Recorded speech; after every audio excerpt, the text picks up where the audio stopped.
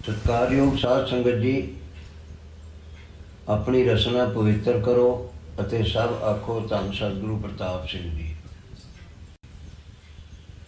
ਫਿਰ ਆਖੋ ਧੰਨ ਮਾਤਾ ਭੁਪਿੰਦਰ ਕੌਰ ਜੀ।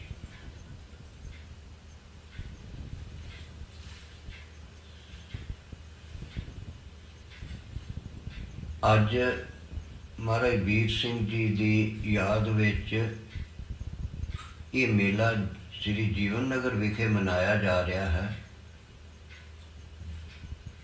ਇਸ ਵਿਸ਼ੇਸ਼ ਦਿਨ ਤੇ ਮੈਂ ਆਪ ਜੀ ਨੂੰ ਕੁਝ ਵਿਸ਼ੇਸ਼ ਬੇਨਤੀਆਂ ਕਰਨ ਲੱਗਾ ਹਾਂ।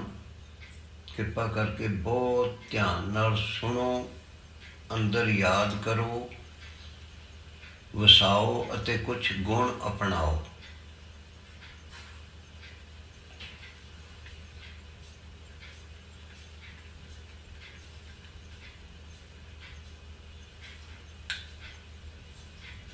ਸਤਿਗੁਰੂ ਪ੍ਰਤਾਪ ਸਿੰਘ ਜੀ ਅਤੇ ਮਾਤਾ ਭੁਪਿੰਦਰ ਕੌਰ ਜੀ ਦੇ ਛੋਟੇ ਸਾਹਿਬਜ਼ਾਦੇ ਸਤਿਗੁਰੂ ਜਗਜੀਤ ਸਿੰਘ ਜੀ ਦੇ ਸਕੇ ਭਰਾ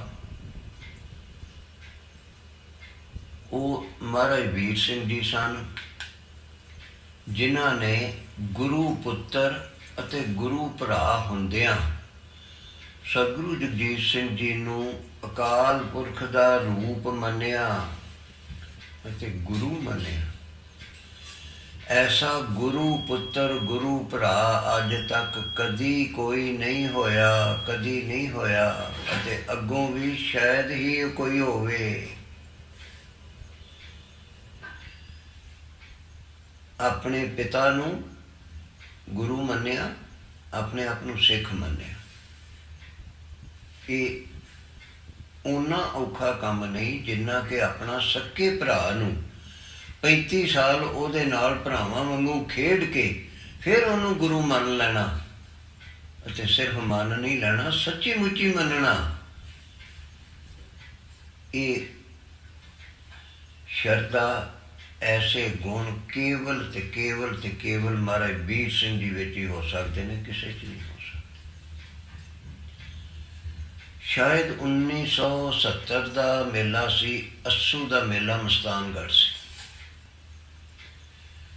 ਉੱਥੇ ਮੈਂ ਸਤਿਗੁਰੂ ਜਗਜੀਤ ਸਿੰਘ ਜੀ ਦੀ ਸੋਭਾ ਵਿੱਚ ਇੱਕ ਕਾਰਡ ਬਣਾ ਕੇ ਵੰਡੇ, ਜਿਨ੍ਹਾਂ ਦੇ ਉੱਤੇ ਲਿਖਿਆ ਸੀ ਕਿ ਸਤਿਗੁਰੂ ਜਗਜੀਤ ਸਿੰਘ ਜੀ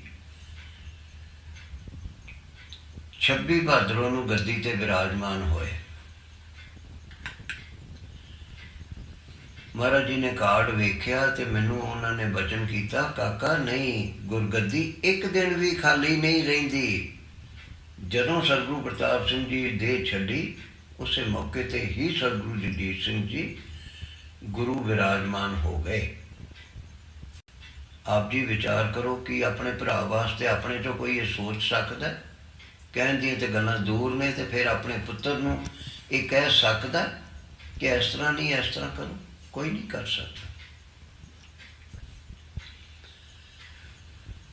ਐਸੀਆਂ ਅਨੇਕ ਹੀ ਸਿਫਤਾਂ ਨੇ ਮਹਾਰਾਜ ਜੀ ਦੀਆਂ ਜਿਹੜੀਆਂ ਗਿਣੀਆਂ ਨਹੀਂ ਜਾ ਸਕਦੀਆਂ, ਪਰੰਤੂ ਥੋੜ੍ਹੀਆਂ ਜਿਹੀਆਂ 2-4 ਮੈਂ ਆਪ ਜੀ ਨੂੰ ਬੇਨਤੀ ਕਰਾਂਗਾ, ਜੇ ਉਹਨਾਂ ਨੂੰ ਵੀ ਆਪਾਂ ਆਪਣੇ ਅੰਦਰ ਢਾਲ ਲਈਏ ਤਾਂ ਸਾਡਾ ਜੀਵਨ ਵੀ ਪਲਟ ਸਕਦਾ। ਕਿਉਂਕਿ ਕਿਸੇ ਵੀ ਮਹਾਨ ਪੁਰਸ਼ ਦਾ ਜਨਮ ਦਿਨ ਮਨਾਉਣ ਦਾ ਅਸਲੀ ਲਾਭ ਤਾਂ ਹੀ ਹੁੰਦਾ ਹੈ ਜੇ ਆਪਾਂ ਉਸ ਨੂੰ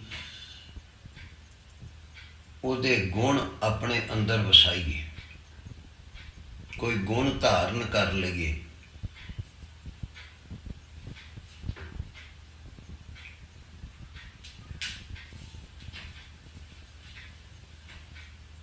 ਮਹਾਰਾਜ ਵੀਰ ਸਿੰਘ ਜੀ ਨੇ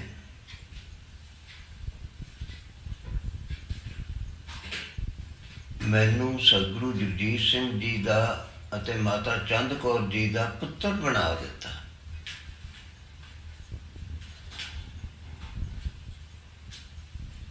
ਮੇਰਾ ਜਨਮ 1953 ਦੇ ਵਿੱਚ ਹੋਇਆ।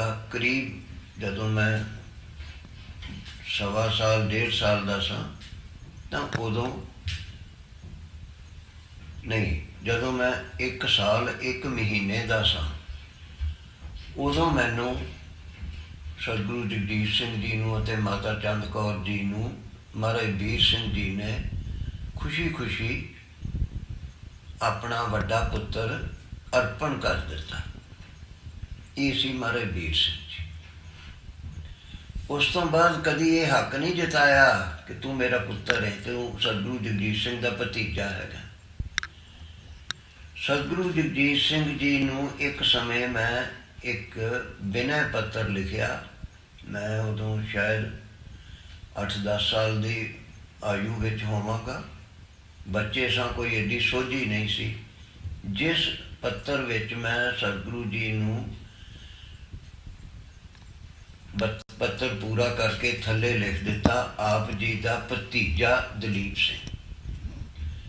ਮਹਾਰਾਜ ਵੀਰ ਸਿੰਘ ਜੀ ਮੈਨੂੰ ਬਹੁਤ ਨਾਰਾਜ਼ ਹੋਏ ਕਿ ਤੂੰ ਪੁੱਤਰ ਕਿਉਂ ਨਹੀਂ, ਤੂੰ ਭਤੀਜਾ ਕਿਵੇਂ ਹੋ ਗਿਆ। ਧਿਆਨ ਨਾਲ ਸੋਚੋ,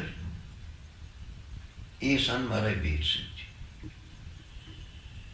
ਸੋ ਐਸੀਆਂ ਅਨੇਕ ਘਟਨਾਵਾਂ ਨੇ।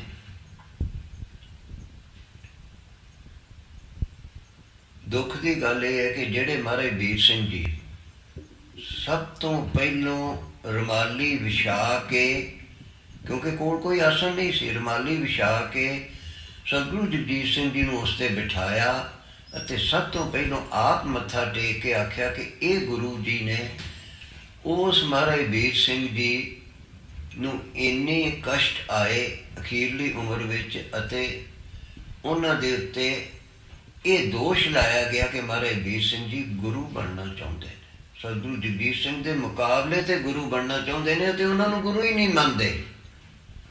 ਐਸੇ ਝੂਠੇ ਦੋਸ਼ ਲਾਏ ਗਏ। ਸੋ ਇਸ ਸੰਬੰਧੀ ਮਹਾਰਾਜ ਜੀ ਗੁਰੂ ਮੰਨਦੇ ਸਨ ਜਾਂ ਨਹੀਂ ਸਨ ਮੰਨਦੇ, ਤੇ ਕਿੰਨਾ ਕੁ ਗੁਰੂ ਮੰਨਦੇ ਸਨ ਔਰ ਕੀ ਗੁਰੂ ਬਣਨਾ ਚਾਹੁੰਦੇ ਸੀ। ਮੇਰਾ ਇੱਕ ਬੜਾ ਲੰਬਾ ਭਾਸ਼ਣ ਹੈਗਾ ਜਿਹੜਾ 2008 ਵਿੱਚ ਮਹਾਰਾਜ ਵੀਰ ਸਿੰਘ ਜੀ ਦੇ ਭੋਗ ਸਮੇਂ ਮੈਂ ਦਿੱਤਾ ਸੀ ਭੈਣੀ ਸਾਹਿਬ ਵਿੱਚ। ਉਸ ਵਿੱਚ ਆਪ ਜੀ ਸੁਣ ਸਕਦੇ ਹੋ ਕਿ ਮਹਾਰਾਜ ਵੀਰ ਸਿੰਘ ਜੀ ਕਦੀ ਗੁਰੂ ਨਹੀਂ ਸੀ ਬਣਨਾ ਚਾਹੁੰਦੇ, ਅਤੇ ਇੱਥੋਂ ਤੱਕ ਕਿ ਵਿਸ਼ਵ ਹਿੰਦੂ ਪਰਿਸ਼ਦ ਦੀ ਇੱਕ ਸਭਾ ਵਿੱਚ ਗਏ, ਧਿਆਨ ਨਾਲ ਸੁਣਿਆ, ਜਿਹੜੀ ਕੋਂਬੇਟੂਰ ਵਿੱਚ ਸੀ। ਉੱਥੇ ਉਹਨਾਂ ਨੇ ਮਹਾਰਾਜ ਜੀ ਦੇ ਵਾਸਤੇ ਕਹਿ ਦਿੱਤਾ ਕਿ ਇਹ ਨਾਮਧਾਰੀ ਪੰਥ ਦੇ ਗੁਰੂ ਜੀ ਆਏ ਨੇ। ਮਹਾਰਾਜ ਜੀ ਨੇ ਕਿਹਾ ਨਹੀਂ, ਇਹ ਤੁਸੀਂ ਕਹੋ ਕਿ ਮੈਂ ਗੁਰੂ ਜੀ ਦਾ ਭੇਜਿਆ ਹੋਇਆ ਆਇਆ ਹਾਂ, ਉਹਨਾਂ ਦਾ ਭਰਾ ਹਾਂ। ਗੁਰੂ ਜੀ ਗੁਰੂ ਜਗਦੀਸ਼ ਸਿੰਘ, ਕੀ ਪਤਾ ਸਾਡੇ ਚੋਂ ਕੋਈ ਐਸੀ ਸ਼ੋਧ ਕਰਵਾਉਂਦਾ, ਆਪਾਂ ਤਾਂ ਚੌੜੇ ਹੋ ਜਾਵਾਂਗੇ। ਉਹ ਐਸੇ ਅਨੇਕ ਪ੍ਰਮਾਣ ਨੇ। ਉਹ ਮੇਰਾ ਭਾਸ਼ਣ ਜ਼ਰੂਰ ਸੁਣਿਓ ਜੇ, YouTube 'ਤੇ ਹੈਗਾ, ਉਹ ਲੱਭ ਲਓ, ਇੱਥੇ ਪ੍ਰਬੰਧਕਾਂ ਨੂੰ ਪੁੱਛ ਲਓ, ਤੁਹਾਨੂੰ ਦੱਸਣਗੇ, ਜ਼ਰੂਰ ਸੁਣਿਆ।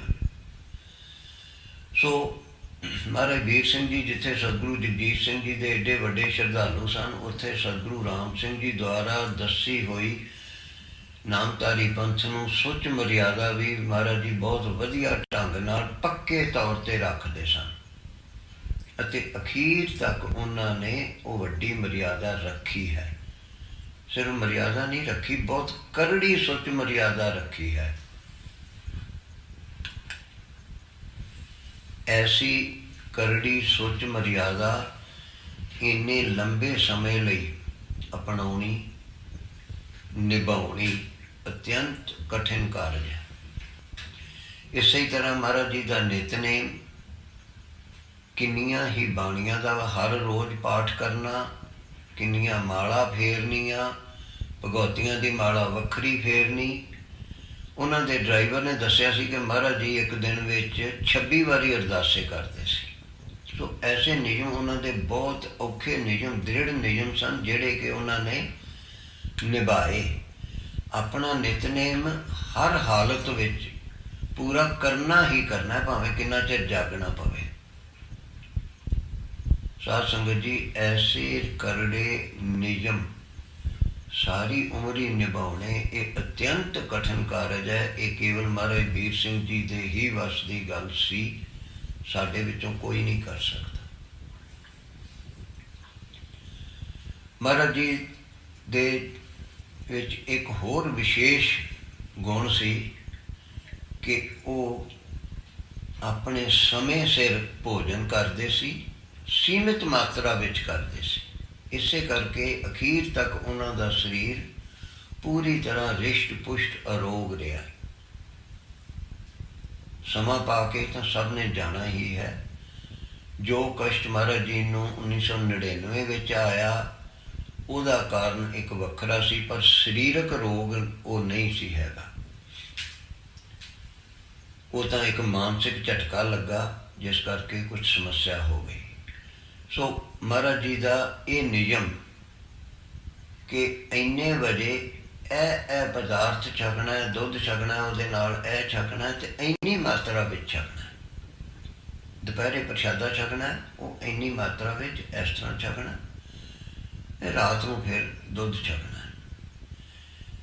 ਇੰਨੇ ਘੰਟਿਆਂ ਦੇ ਵਿੱਚ ਇੰਨੇ ਵਜੇ ਹੀ ਇੰਨੇ ਘੰਟਿਆਂ ਤੋਂ ਉਪਰੰਤ ਇੰਨੇ ਵਜੇ ਇਹ ਭੋਜਨ ਛਕਣਾ। ਇਸ ਦੇ ਵਿਚਾਲੇ ਸਾਡੇ ਵਾਂਗੂ ਹਰ ਵੇਲੇ ਮੂੰਹ ਨਹੀਂ ਮਾਰ ਲੈਣਾ। ਕਦੀ ਇੱਕ ਪਕੌੜਾ ਖਾ ਲਿਆ, ਕਦੀ 2 ਜਲੇਬੀਆਂ ਖਾ ਲਈਆਂ, ਕਦੀ ਟਾਫੀ ਖਾ ਲਈ, ਚਾਕਲੇਟ ਖਾ ਲਿਆ, ਚਿਪਸ ਖਾ ਲਈ, ਨਹੀਂ।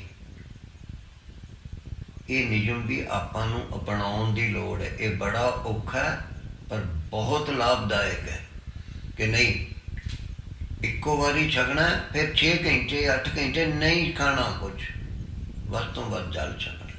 ਜੇ ਆਪਾਂ ਇਹ ਨਿਯਮ ਅਪਣਾ ਲਈਏ ਤਾਂ ਸਾਡੇ ਦੰਦ ਵੀ ਖਰਾਬ ਨਹੀਂ ਹੋਣਗੇ, ਸਿਹਤ ਵੀ ਵਧੀਆ ਰਹੇਗੀ।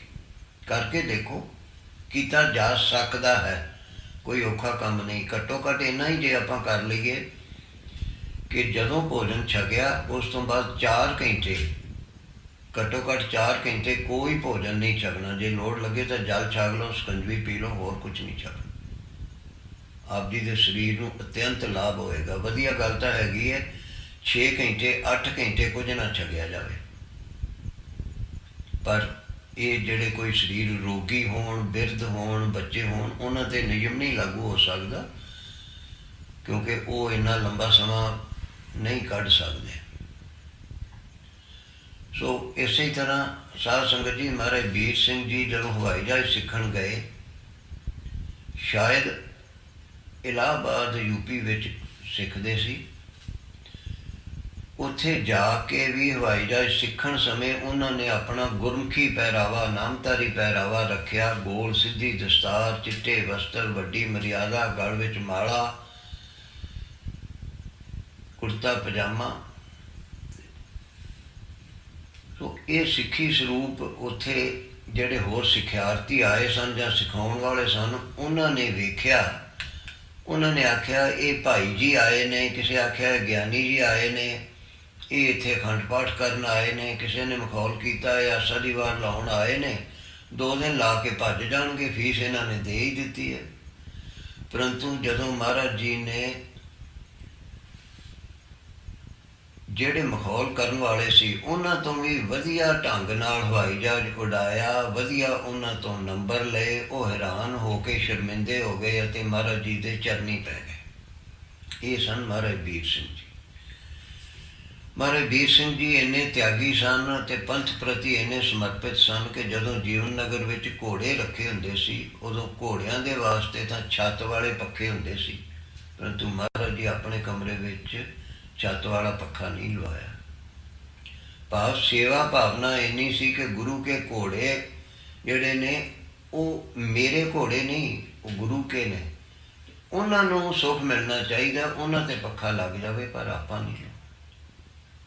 ਮੈਨੂੰ ਸੁੱਖ ਮਿਲੇ ਜਾਂ ਨਾ ਮਿਲੇ, ਪਰ ਗੁਰੂ ਕੇ ਘੋੜਿਆਂ ਨੂੰ ਮਿਲਣਾ ਚਾਹੀਦਾ। ਮਹਾਰਾਜ ਵੀਰ ਸਿੰਘ ਜੀ ਸਤਿਗੁਰੂ ਪ੍ਰਤਾਪ ਸਿੰਘ ਜੀ ਦੇ ਭਾਵੇਂ ਸਪੁੱਤਰ ਸਨ, ਪਰ ਸਪੁੱਤਰ ਦੇ ਨਾਲ ਨਾਲ ਹੀ ਉਹ ਆਪਣੇ ਆਪ ਨੂੰ ਗੁਰੂ ਕਾ ਸਿੱਖ ਵੀ ਸਮਝਦੇ ਸਨ, ਵੱਡੇ ਸ਼ਰਧਾਲੂ ਸਨ। ਸਤਿਗੁਰੂ ਪ੍ਰਤਾਪ ਸਿੰਘ ਜੀ ਦੇ ਨਾਲ ਹਵਾਈ ਜਹਾਜ਼ ਉਡਾਉਣ ਦੀ ਸੇਵਾ ਵੀ ਕਰਦੇ ਰਹੇ ਹਨ। ਬਹੁਤ ਸੰਗਤ ਨੂੰ ਪਤਾ ਹੀ ਨਹੀਂ ਹੋਵੇਗਾ ਕਿ ਇੱਕ ਸਮਾਂ ਐਸਾ ਸੀ ਜਦੋਂ ਸਤਿਗੁਰੂ ਪ੍ਰਤਾਪ ਸਿੰਘ ਜੀ ਦੇ ਕੋਲ 2 ਹਵਾਈ ਜਹਾਜ਼ ਹੁੰਦੇ ਸੀ। ਇੱਕ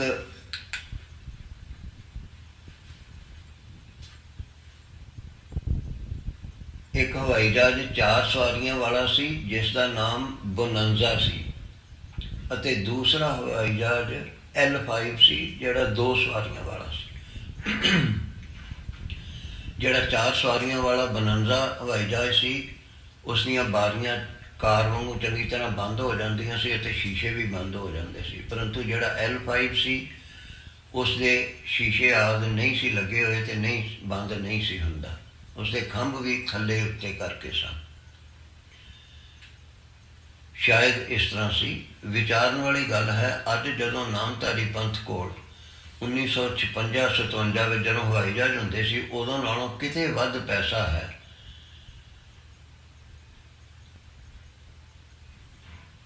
ਅੱਜ ਨਾਮਧਾਰੀ ਪੰਥ ਕੋਲ ਆਪਣਾ ਕੋਈ ਹਵਾਈ ਜਹਾਜ਼ ਨਹੀਂ।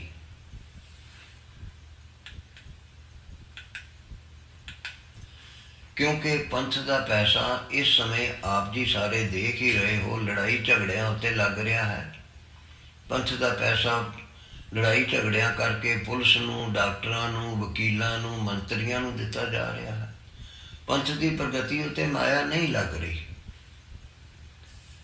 ਸਾਧ ਸੰਗਤ ਜੀ, ਆਪ ਜੀ ਨੂੰ ਪਤਾ ਹੀ ਹੋਵੇਗਾ, ਮਹਾਰਾਜ ਵੀਰ ਸਿੰਘ ਜੀ ਦੇ ਹੁੰਦਿਆਂ ਵੀ ਜਿੱਥੇ ਮਹਾਰਾਜ ਜੀ ਉੱਪਰ ਝੂਠੇ ਮੁਕੱਦਮੇ ਬਣਾਏ ਗਏ, ਉਹਨਾਂ ਨੂੰ ਬਹੁਤ ਜ਼ਿਆਦਾ ਤੰਗ ਕੀਤਾ ਗਿਆ, ਉੱਥੇ ਹੀ ਗੁਰਦੁਆਰਾ ਜੀਵਨ ਨਗਰ ਉੱਤੇ ਕਬਜ਼ਾ ਕਰਨ ਦੇ ਵੀ ਬਹੁਤ ਢੰਗ ਅਪਣਾਏ ਗਏ ਅਤੇ ਬੜੇ ਝੱਖੜ ਵੀ ਗੁਰਦੁਆਰਾ ਜੀਵਨ ਨਗਰ ਉੱਤੇ ਝੁੱਲੇ। ਇਹ ਵੱਖਰੀ ਗੱਲ ਹੈ। ਮਹਾਰਾਜ ਜੀ ਅਡੋਲ ਰਹੇ, ਸਤਿਗੁਰੂ ਜੀ ਨੇ ਕਿਰਪਾ ਕੀਤੀ, ਉਹ ਝੱਖੜ ਲੰਘ ਗਿਆ ਅਤੇ ਗੁਰਦੁਆਰਾ ਜੀਵਨ ਨਗਰ ਪੰਥ ਦੇ ਲੁਟੇਰਿਆਂ ਤੋਂ ਬਚ ਗਿਆ।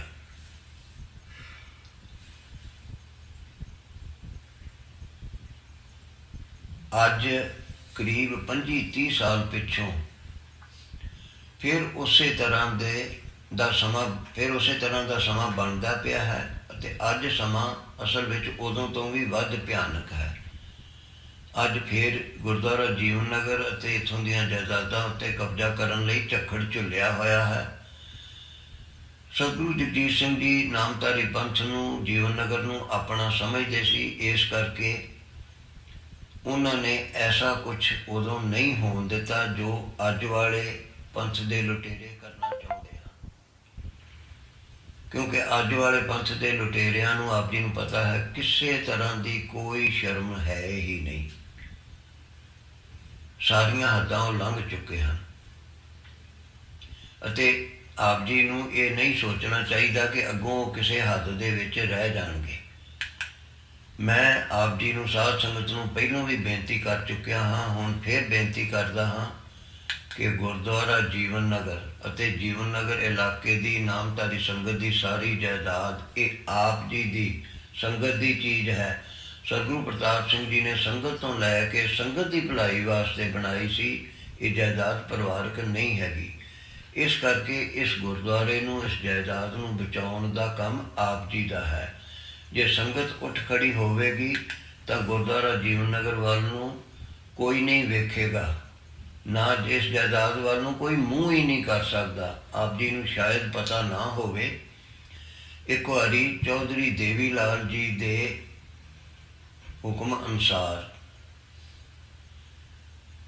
ਵਿਦਿਆਲੇ ਦੀ ਜਾਂ ਗੁਰੂ ਘਰ ਦੀ ਜੀਵਨ ਨਗਰ ਇਲਾਕੇ ਵਾਲੀ ਬਹੁਤ ਸਾਰੀ ਜ਼ਮੀਨ ਕੁਛ ਗਰੀਬ ਲੋਕਾਂ ਨੂੰ, ਭਾਵ ਮੁਜ਼ਾਰਿਆਂ ਨੂੰ ਕਾਗਜ਼ਾਂ ਵਿੱਚ ਅਲਾਟ ਕਰ ਦਿੱਤੀ ਗਈ ਸੀ। ਕਾਗਜ਼ਾਂ ਵਿੱਚ ਅਲਾਟ ਹੋਣ ਤੋਂ ਬਾਅਦ ਉਹਨਾਂ ਨੂੰ ਉਸ ਜ਼ਮੀਨ ਵਿੱਚ ਲਿਆ ਕੇ ਪੁਲਿਸ ਦੀ ਸਹਾਇਤਾ ਨਾਲ ਬਿਠਾਉਣ ਦੀ ਪੂਰੀ ਕੋਸ਼ਿਸ਼ ਕੀਤੀ ਗਈ ਅਤੇ ਉਸ ਮੌਕੇ 'ਤੇ ਸਰਕਾਰ ਦੇ ਹੋਰ ਬਹੁਤ ਸਾਰੇ ਵੱਡੇ ਕਰਮਚਾਰੀ ਵੀ ਆਏ ਸੀ ਕਿ ਇਹਨਾਂ ਨੂੰ, ਮੁਜ਼ਾਰਿਆਂ ਨੂੰ ਇਸ ਜ਼ਮੀਨ ਉੱਪਰ ਬਿਠਾ ਦੇਣਾ ਹੈ। ਪਰੰਤੂ ਜਦੋਂ ਸਾਰੀ ਨਾਮਧਾਰੀ ਸੰਗਤ, ਇਸ ਇਲਾਕੇ ਦੀ ਸਾਰੀ ਨਾਮਧਾਰੀ ਸੰਗਤ ਇਕੱਠੀ ਹੋ ਕੇ ਉਸ ਜ਼ਮੀਨ 'ਤੇ ਪਹੁੰਚ ਗਈ ਤਾਂ ਮੁਜ਼ਾਰੇ ਡਰਦੇ ਹੋਏ ਆਪੇ ਹੀ ਹੱਥ ਜੋੜ ਕੇ ਚਲੇ ਗਏ ਕਿ ਅਸੀਂ ਇਹ ਜ਼ਮੀਨ ਨਹੀਂ ਲੈਣੀ। ਇਹ ਮੁਜ਼ਾਰਿਆਂ ਨੇ ਕਿਹਾ ਅਸੀਂ ਨਹੀਂ ਇਹ ਜ਼ਮੀਨ ਲੈਣੀ, ਜਿਸ ਕਰਕੇ ਸਰਕਾਰ ਨੂੰ ਆਪਣਾ ਨਿਰਣੇ ਵਾਪਸ ਲੈਣਾ ਪਿਆ। ਇਸ ਕਰਕੇ ਜੇ ਆਪ ਜੀ ਅੱਜ ਵੀ ਉੱਠ ਕੇ ਖੜੇ ਹੋ ਜਾਓਗੇ ਤਾਂ ਕੋਈ ਵੀ ਕੁਛ ਨਹੀਂ ਕਰ ਸਕੇਗਾ। ਪਰੰਤੂ ਇੱਥੇ ਇਹ ਗੱਲ ਵੀ ਧਿਆਨ 'ਚ ਰੱਖਣ ਦੀ ਲੋੜ ਹੈ ਕਿ ਉਸ ਸਮੇਂ ਨਾਮਧਾਰੀ ਪੰਥ ਇਕੱਠਾ ਸੀ, ਅੱਜ ਨਾਮਧਾਰੀ ਪੰਥ ਵਿੱਚ ਪਾਟਕ ਪਿਆ ਹੋਇਆ। ਜਿੱਥੇ ਪਾਠਕ ਪਿਆ ਹੋਵੇ ਉੱਥੇ ਕਿੰਨੀਆਂ ਵੱਡੀਆਂ ਹਾਨੀਆਂ ਹੁੰਦੀਆਂ ਹਨ, ਆਪ ਜੀ ਨੂੰ ਪਤਾ ਹੀ ਹੈ। ਆਪਸ ਵਿੱਚ ਪਾਠਕ ਪੈਣ ਕਰਕੇ ਪਾਂਡਵ ਕੈਰਵਾਂ ਦਾ ਯੁੱਧ ਹੋਇਆ, 18 ਕੂਣੀਆਂ ਫੌਜ ਖਤਮ ਹੋ ਗਈ, ਮਹਾਰਾਜਾ ਰਣਜੀਤ ਸਿੰਘ ਦਾ ਰਾਜ ਸਮਾਪਤ ਹੋ ਗਿਆ, ਖੇਰੂ ਖੇਰੂ ਹੋ ਗਿਆ। ਇਸੇ ਤਰ੍ਹਾਂ ਆਪਾਂ ਨਾਮ ਧਾਰੀਏ ਵੀ ਪਾਠਕ ਪੈਣ ਕਰਕੇ ਘਟ ਗਏ ਹਾਂ। ਔਰ ਬਹੁਤ ਸਾਰੇ ਇਸ ਤਰ੍ਹਾਂ ਦੇ ਪ੍ਰਮਾਣ ਹਨ ਜੋ ਪਾਠਕ ਦਾ ਨੁਕਸਾਨ ਦੱਸਦੇ ਹਨ। ਅੱਜ ਆਪਾਂ ਨੂੰ ਏਕਤਾ ਕਰਨ ਦੀ ਲੋੜ ਹੈ, ਪੰਥ ਵਧਾਉਣ ਦੀ ਲੋੜ ਹੈ, ਅਤੇ ਗੁਰਦੁਆਰਾ ਜੀਵਨ ਨਗਰ ਭਾਵੇਂ ਮੈਂ ਛੱਡਿਆ ਹੋਇਆ ਹੈ, ਮੇਰਾ ਕੋਈ ਦਖਲ ਨਹੀਂ ਗੁਰਦੁਆਰਾ ਜੀਵਨ ਨਗਰ ਦੇ ਪ੍ਰਬੰਧ ਵਿੱਚ, ਪਰੰਤੂ ਇਸ ਪੰਥ ਨੂੰ ਲੁਟੇਰਿਆਂ ਤੋਂ ਮੈਂ ਆਪ ਜੀ ਦੇ ਵਾਸਤੇ, ਇਸ ਗੁਰਦੁਆਰਾ ਜੀਵਨ ਨਗਰ ਨੂੰ ਮੈਂ ਪੰਥ ਦੇ ਲੁਟੇਰਿਆਂ ਤੋਂ ਬਚਾਉਣਾ ਚਾਹੁੰਦਾ ਹਾਂ। ਬਚਾਉਣ ਦੀ ਲੋੜ ਹੈ, ਪਰੰਤੂ ਇਹ ਬਚਾਉਣਾ ਆਪ ਜੀ ਦਾ, ਸਾਧ ਸੰਗਤ ਦਾ ਕੰਮ ਹੈ। ਜਿਵੇਂ ਆਪ ਜੀ ਆਪਣੀ ਜਾਇਦਾਦ ਵਾਸਤੇ ਇਕੱਠੇ ਹੋ ਕੇ ਭੈਣ ਭਰਾ ਸੱਜਣ ਮਿੱਤਰ ਰਿਸ਼ਤੇਦਾਰ ਖੜੇ ਹੋ ਜਾਂਦੇ ਹੋ, ਆਪ ਜੀ ਇਸ ਨੂੰ ਵੀ ਬਚਾ ਸਕਦੇ ਹੋ। ਇਹ ਹੋਰ ਕੋਈ ਨਹੀਂ ਬਚਾ ਸਕਦਾ, ਆਪ ਜੀ ਹੀ ਬਚਾ ਸਕਦੇ ਹੋ। ਆਪ ਜੀ ਦੀ ਸਾਧ ਸੰਗਤ ਦੀ ਚੀਜ਼ ਹੈ, ਅੱਗੋਂ ਆਪ ਜੀ ਦੀ ਇੱਛਾ ਹੈ। ਮੈਂ ਇਹਨਾਂ ਸ਼ਬਦਾਂ ਨਾਲ ਹੀ ਸਮਾਪਤ ਕਰਨ ਤੋਂ ਪਹਿਲਾਂ ਇੱਕ ਹੋਰ ਵਿਸ਼ੇਸ਼ ਬੇਨਤੀ ਆਪ ਜੀ ਨੂੰ ਕਰਦੇ ਹਾਂ। ਜਿੱਥੇ ਮਹਾਰਾਜ ਵੀਰ ਸਿੰਘ ਜੀ, ਸਤਿਗੁਰੂ ਜਗਜੀਤ ਸਿੰਘ ਜੀ ਦੇ ਇੰਨੇ ਸ਼ਰਧਾਲੂ ਸਨ, ਉੱਥੇ ਸਾਡੇ ਮਾਤਾ ਜੀ ਬੇਬੇ ਦਲੀਪ ਕੌਰ ਜੀ ਵੀ ਇੰਨੇ ਸ਼ਰਧਾਲੂ ਸਨ ਕਿ ਜਦੋਂ ਸਤਿਗੁਰੂ ਜਗਜੀਤ ਸਿੰਘ ਜੀ ਅਤੇ ਮਹਾਰਾਜ ਵੀਰ ਸਿੰਘ ਜੀ ਦੀ ਆਪਸ ਵਿੱਚ ਦੂਰੀਆਂ ਵਧੀਆਂ ਹੋਈਆਂ ਸਨ, ਬਹੁਤ ਤਿੱਖੀ ਨਾਰਾਜ਼ਗੀ ਚੱਲ ਰਹੀ ਸੀ। ਉਦੋਂ ਆਸਟ੍ਰੇਲੀਆ ਤੋਂ ਜਦੋਂ ਸਤਿਗੁਰੂ ਜਗਜੀਤ ਸਿੰਘ ਜੀ ਆਪਰੇਸ਼ਨ, ਦਿਲ ਦਾ ਆਪਰੇਸ਼ਨ ਹੋਇਆ ਸੀ ਸੱਚੇ ਪਾਤਸ਼ਾਹ ਦਾ, ਦੇ ਕਰਕੇ ਸਤਿਗੁਰੂ ਜੀ ਨੂੰ ਰੋਗ ਆਉਂਦੇ ਨੇ, ਹਾਲਾਂਕਿ ਉਹ ਸਭ ਦੇ ਰੋਗ ਨਿਵਾਰਨ ਵਾਲੇ ਨੇ, ਪਰੰਤੂ ਦੇ ਕਰਕੇ ਸਤਿਗੁਰੂ ਜੀ ਦੇ ਦਿਲ ਦਾ ਆਪਰੇਸ਼ਨ ਆਸਟ੍ਰੇਲੀਆ ਵਿੱਚ ਹੋਇਆ ਅਤੇ ਸਤਿਗੁਰੂ ਜੀ ਵਾਪਸ ਦਰਸ਼ਨ ਦਿੱਤੇ।